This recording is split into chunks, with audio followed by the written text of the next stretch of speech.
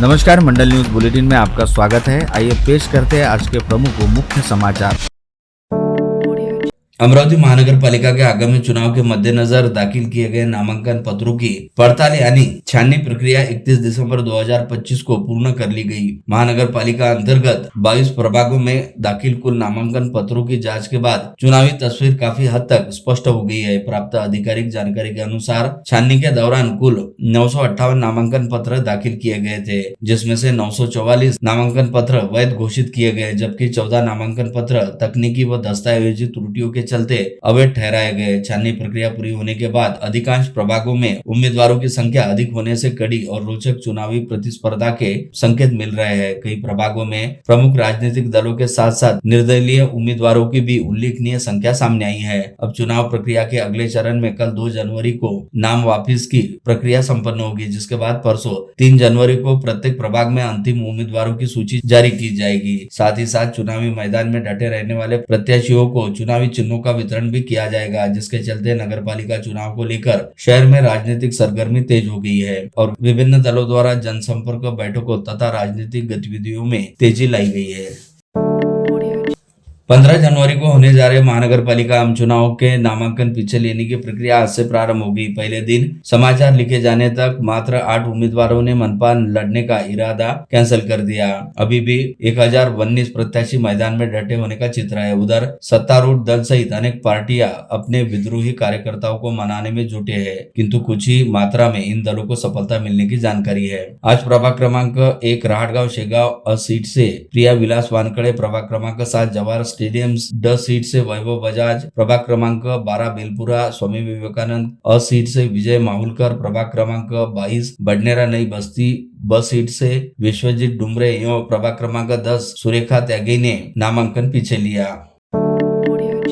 मुख्यमंत्री देवेंद्र फडणवीस आगामी रविवार 4 जनवरी को शहर में महानगर पालिका चुनाव प्रचार का बीजेपी की ओर से श्री गणेश करते हुए रोड शो करने जा रहे हैं। भाजपा सूत्रों ने आज दोपहर अमरावती मंडल से बातचीत में उक्त खबर की पुष्टि करते हुए बताया कि सीएम का दौरा तय हो गया है, रोड शो का मैप तय किया जा रहा है। इसके लिए बीजेपी के सभी पदाधिकारी मिलकर प्लानिंग कर रहे हैं। सूत्रों ने बताया कि मुख्यमंत्री के साथ उनके मंत्रिमंडलीय सहयोगी भी आ सकते हैं। ऐसे में गाड़गे बाबा समाधि मंदिर से लेकर शेगांव नाका और जयस्तंभ चौक से गांधी चौक होते हुए साईनगर गजानन महाराज मंदिर तक मुख्यमंत्री देवेंद्र फडणवीस के लगभग 8 किलोमीटर रोड शो का नियोजन किए जाने की जानकारी सूत्रों ने बताया। सीएम एक दिन अकोला में भी भाजपा के चुनाव प्रचार का श्री गणेश वे करेंगे। विशाल सभा को भी संबोधित कर अमरावती पधारेंगे। प्रचार के प्रारंभ में सीएम के रोड शो आयोजित किए जाने के पीछे की वजह बताई गई कि उनकी सभी मनपा मिलाकर 40-45 जनसभाओं और रोड शो का नियोजन प्रदेश स्तर पर किया गया। चुनाव प्रचार के अंतिम दौर में 11 जनवरी को प्रधानमंत्री नरेंद्र मोदी मुंबई पधार रहे हैं।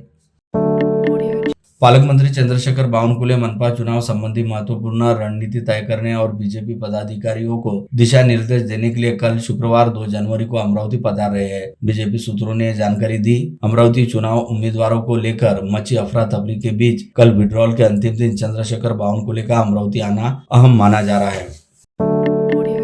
इस समय अमरावती महानगर पालिका के चुनाव की नामांकन प्रक्रिया खत्म होने के बाद नामांकनों की जांच पड़ताल करते हुए वैध व अवैध नामांकनों की सूची जारी करने का काम चल रहा है, जिसके तहत गत रोज कई प्रत्याशियों के नामांकनों को लेकर उनके विरोधियों द्वारा आपत्ति दर्ज करते हुए उन प्रत्याशियों के नामांकनों को खारिज करने की मांग उठाई थी, जिसके चलते प्रभाग क्रमांक 18 की ड सीट से भाजपा प्रत्याशी राजेश शादी का नामांकन संपत्ति को लेकर गलत ब्यौरा दिए जाने के चलते खारिज हो गया था। वही प्रभाग क्रमांक 19 साईनगर की ड सीट से दावेदार रहने वाले युवा स्वाभिमान पार्टी के सचिन भेंडे का नामांकन रद्द होते होते बचा, जिसके बाद अब इन दोनों प्रत्याशियों द्वारा हाईकोर्ट की शरण ली गई है, जिसके तहत राजेश शादी के निर्वाचन निर्णय अधिकारी द्वारा अपना नामांकन रद्द किए जाने को लेकर दिए गए फैसले को मुंबई हाईकोर्ट की नागपुर खंडपीठ में चुनौती दी है। वही दूसरी ओर प्रभाग क्रमांक 19 से दावेदारी कायम रहने वाले वाईएसपी के प्रत्याशी सचिन भेंडे ने अपने विरोधियों द्वारा उठाए जाने वाले संभावित कानूनी कदम से निपटने हेतु नागपुर हाईकोर्ट में कैवेट दाखिल कर दिया, ताकि अदालत द्वारा उन्हें भी उनका पक्ष रखने हेतु मौका दिया जाए, जिसके बाद तुषार भारती भी हाईकोर्ट में पहुंच गए। इसी बीच सूत्रों से मिली जानकारी के अनुसार युवा स्वाभिमान पार्टी प्रत्याशी सचिन भेंडे का नामांकन कायम रखे जाने के फैसले को लेकर भाजपा प्रत्याशी तुषार भारती भी आज नागपुर हाईकोर्ट में पहुंच गए। प्रभाग क्रमांक 18 राजापेट संत कंवरराम ड सीट से भाजपा प्रत्याशी के तौर पर अपना नामांकन प्रस्तुत करने वाले राजेश शादी की दावेदारी को गत रोज उस वक्त जबरदस्त झटका लगा जब नामांकन दाखिल करते समय संपत्ति के ब्यौरे व अन्य आवश्यक आर्थिक जानकारियों का वितरण सही तरीके से प्रस्तुत नहीं किए जाने को लेकर मिली आपत्ति को सही बताते हुए निर्वाचन निर्णय अधिकारी व उप जिलाधीश दुर्गा देवरे ने राजेश शादी के नामांकन को ही खारिज कर दिया। भाजपा की ओर से पार्षद पद के प्रत्याशी रहने वाले राजेश शादी की दावेदारी के खिलाफ कांग्रेस प्रत्याशी मुन्ना राठौड़ एवं कांग्रेस पदाधिकारी समीर जवंजाल द्वारा निर्वाचन निर्णय अधिकारी के समक्ष आपत्ति दर्ज कराई थी, जिस पर सुनवाई के बाद निर्वाचन निर्णय अधिकारी ने आपत्तिकर्ताओं के पक्ष को सही पाया और भाजपा प्रत्याशी राजेश शादी के नामांकन को पूरी तरह से खारिज कर दिया, जिसके चलते प्रभाग क्रमांक 18 की ड सीट से भाजपा प्रत्याशी के तौर पर दावेदारी पेश करने वाले राजेश शादी अब चुनावी रेस से बाहर हो गए। इसे राजेश शादी सहित भाजपा के लिए एक बड़ा झटका माना जा रहा है। प्रभाग क्रमांक 18 राजापेट संत कंवरराम की ड सीट से भाजपा प्रत्याशी राजेश शादी के चुनावी रेस से पूरी तरह बाहर हो जाने के चलते अब भाजपा द्वारा इस सीट से शादी की बजाय क्या किसी अन्य प्रत्याशी की दावेदारी को समर्थन दिया जा सकता है, यह सवाल बड़ी तेजी के साथ चर्चा में बना हुआ है, जिसे लेकर जानकारी व प्रतिक्रिया हेतु संपर्क किए जाने पर भाजपा शहराध्यक्ष डॉक्टर नितिन दांडे द्वारा बताया कि पार्टी द्वारा इस बारे में विचार विमर्श किया जा रहा है, जिसे लेकर आज दोपहर बाद होने वाली पार्टी की कोर कमेटी की बैठक में चर्चा भी होगी। साथ ही कल पार्टी के वरिष्ठ नेता व जिला पालक मंत्री चंद्रशेखर बावनकुले भी अमरावती दौरे पर आ रहे हैं, जिनकी प्रमुख उपस्थिति में इस विषय को लेकर अंतिम निर्णय लिया जाएगा। जहां एक और संपत्ति के ब्यौरे सहित आर्थिक विवरण से संबंधित जानकारियां छिपाए जाने के चलते प्रभाग क्रमांक 18 में भाजपा प्रत्याशी राजेश शादी का पूरा नामांकन रद्द हो गया। वहीं इसी प्रभाग से प्रत्याशी रहने वाले अर्पणा अमोल ठाकरे द्वारा तय समय के भीतर भाजपा का एबी फॉर्म अपने नामांकन के साथ नहीं जोड़े जाने की शिकायत राकापा प्रत्याशी प्रणीक्षा प्रणय मालवीय द्वारा दर्ज की गई थी, जिस पर सुनवाई के बाद निर्वाचन निर्णय अधिकारी ने इस आपत्ति को सही पाया और एडवोकेट अर्पणा ठाकरे द्वारा तय समय के बाद प्रस्तुत किए गए एबी फॉर्म को स्वीकार करने से मना कर दिया। साथ ही निर्वाचन निर्णय अधिकारी दुर्गा देवरे ने दोनों पक्षों की दलीलें सुनने के बाद एडवोकेट अर्पणा ठाकरे को एबी फॉर्म के अभाव में निर्दलीय प्रत्याशी घोषित किया, जिसके चलते भाजपा को इस प्रभाग में और एक सीट का नुकसान हुआ, क्योंकि अब एडवोकेट अर्पणा ठाकरे द्वारा भाजपा के कमल चुनाव चिन्ह की बजाय निर्दलीय प्रत्याशी के तौर पर निर्वाचन विभाग की ओर से दिए जाने वाले किसी अन्य स्वतंत्र चुनाव चिन्ह पर चुनाव लड़ा जाएगा। हालांकि पार्टी द्वारा उन्हें इस सीट पर भाजपा प्रत्याशी घोषित किया जा सकता है। अमरावती शहर के प्रभाग क्रमांक 19D पर सभी नागरिकों का ध्यान केंद्रित है। यहाँ से युवा स्वाभिमान के प्रत्याशी सचिन बेंडे के नामांकन पर आज भाजपा प्रत्याशी तुषार भारतीय द्वारा दर्ज की गई आपत्ति को बुधवार 31 दिसंबर को पूरा दिन जांच और सुनवाई के बाद चुनाव आयोग ने निरस्त करते हुए सचिन बेंडे का नामांकन वैध करार दिया। भाजपा प्रत्याशी तुषार भारतीय द्वारा ली गई इस आपत्ति के बाद बडनेरा के मनपा जोन कार्यालय में युवा स्वाभिमान कार्यकर्ता तथा सचिन बेंडे समर्थकों की भारी भीड़ जमा हो गई थी। सुरक्षा की दृष्टि से पुलिस बंदोबस्त भी तैनात था। मनपा के जोन क्रमांक 7 बडनेरा में निर्वाचन निर्णय अधिकारी रहने वाले तिवसा बातकुली के उप विभागीय अधिकारी दादा साहेब दराडे द्वारा युवा स्वाभिमान पार्टी के प्रत्याशी सचिन बेंडे के पक्ष में फैसला दिए जाते ही युवा स्वाभिमान पार्टी व सचिन बेंडे के समर्थकों ने बडनेरा में काफी जल्लोष किया। अमरावती के प्रभाग क्रमांक 19D साईनगर से युवा स्वाभिमान पार्टी की तरफ से सचिन बेंडे प्रत्याशी है और उनके सामने भाजपा के प्रत्याशी तुषार भारतीय प्रतिद्वंदी है। उन्होंने सचिन बेंडे के नामांकन पर आपत्ति दर्ज की थी। अमरावती शहर में कल रात 12 बजे नए साल का स्वागत धूमधाम से हुआ। होटल, रेस्टोरेंट और घरों में युवाओं ने केक काटकर संगीत पर थिरकते हुए नए साल का जश्न मनाया। सोशल मीडिया पर भी शुभकामनाओं का सिलसिला जारी रहा। केक और गिफ्ट की दुकानों पर भी भीड़ देखी गई। बता दें कि नए साल 2026 के स्वागत को लेकर रात जैसे ही 12 बजे शहर का नजारा देखने लायक रहा।